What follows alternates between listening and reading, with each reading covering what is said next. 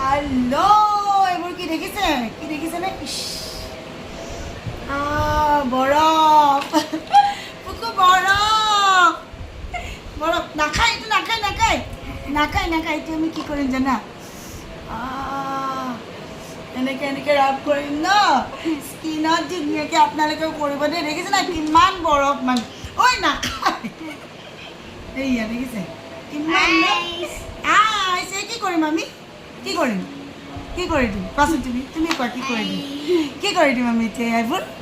গম পাইছে এতিয়া কি এয়া আইচ ল'ব বোলে আইচ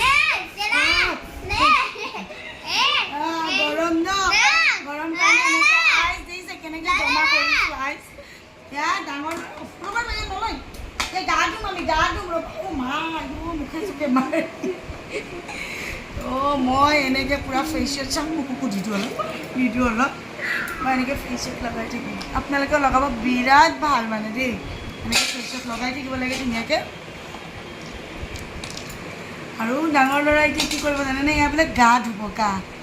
তাৰ মানে গা ধোৱা পানীত মানে এয়া ধুই দিব লাগিব বৰফ আৰু মই কৈছোঁ মোৰ তাতে আধা দি দিওঁ এতিয়া গা চা ধুম মানে ধুনীয়াকৈ গৰমৰ কাৰণে দেখিছে কি ৰেডি কৰিবলগীয়া হৈছে এইবিলাক আৰু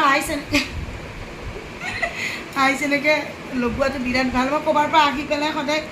আইচ এনেকৈ লগাওঁ তুমি লগোৱা আৰু কি জানে থ্ৰেডিং কৰাৰ পিছত মানে থ্ৰেডিং কৰাৰ পিছত মানে বহুত দৰকাৰ দেই এই আইচটো আইচ পানী দি ধুই দিওঁ নহ'লে মই থ্ৰেডিং কৰাৰ পিছত এইবিলাক এনেকৈ ৰাপ কৰি দিওঁ ধুনীয়াকৈ তো আপোনালোকে গৰমত